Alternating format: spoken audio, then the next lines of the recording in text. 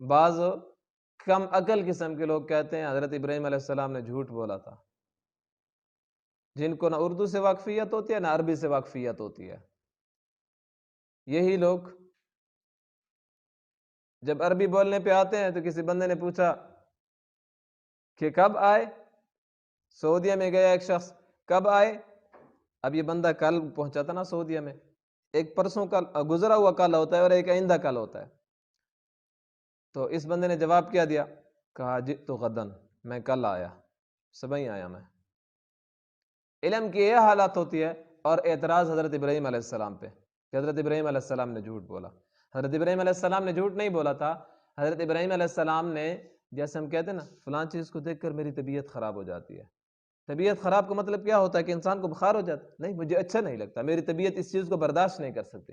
حضرت ابراہیم علیہ السلام کو قوم والوں نے کہا کہ آؤ میلے کو جاتے ہیں۔ حضرت ابراہیم علیہ السلام نے ستاروں کی طرف دیکھا اور کہا میری طبیعت ٹھیک نہیں ہے۔ ستاروں کی طرف کیوں دیکھا؟ ان مشرکین کو ان کی زبان میں جواب دینے کے لیے، کیونکہ مشرکین ستاروں کی پوجا کرتے تھے، ان کی زبان میں جواب دینے کے لیے کہا میری طبیعت ٹھیک نہیں ہے۔ پھر جب وہ واپس آئے، حضرت ابراہیم علیہ السلام نے ان کے واپس آنے سے پہلے کلاڑی اٹھائی اور ایک ایک ان کے خدا کو ٹکڑے کرتے گئے، کسی کا بازو کاٹا، کسی کی ٹانگ کاٹے، کسی کے کان، کسی کی گردن، جو بڑا بت تھا اس کے کندھے پہ کلاڑی رکھتے۔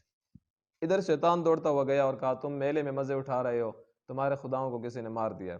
وہ دوڑتے ہوئے آئے، ادھر دیکھا تو سارے خدا گرے پڑے ہیں، کسی کی ٹانگ نہیں ہے، کسی کے بازو نہیں ہے، کسی کی گردن نہیں ہے، جیسے زلزلہ آ گیا ہو یا سیلاب آ گیا ہو، جیسے بم پھٹ جاتا ہے۔ تو ادھر ادھر دیکھا تو فوراً انہیں یاد آ گیا، ایک ہی شخص تھا جو ہمارے بتوں کی مذمت کیا کرتا تھا، اس کا نام ابراہیم ہے، فَتًى يَذْكُرُهُمْ يُقَالُ لَهُ ابراہیم۔ ابراہیم علیہ السلام کو بلایا، ابراہیم علیہ السلام کو کہا کس نے یہ کیا ہے؟ ابراہیم علیہ السلام نے کہا دیکھو کلاڑی کس کے پاس ہے، اس سے پوچھو، کلاڑی اس کے ہاتھ میں ہے، رنگے ہاتھوں پکڑا گیا ہے، اس سے پوچھو۔ تو انہوں نے کہا کہ یہ تو بول نہیں سکتے۔ ابراہیم علیہ السلام نے کہا جب بول نہیں سکتے، جب اپنی حفاظت نہیں کر سکتے، جب اپنی جان نہیں بچا سکتے، تو تم ان کی عبادت کیسے کرتے ہو؟ تمہاری حفاظت کیسے کریں گے جو اپنی حفاظت نہیں کر سکے؟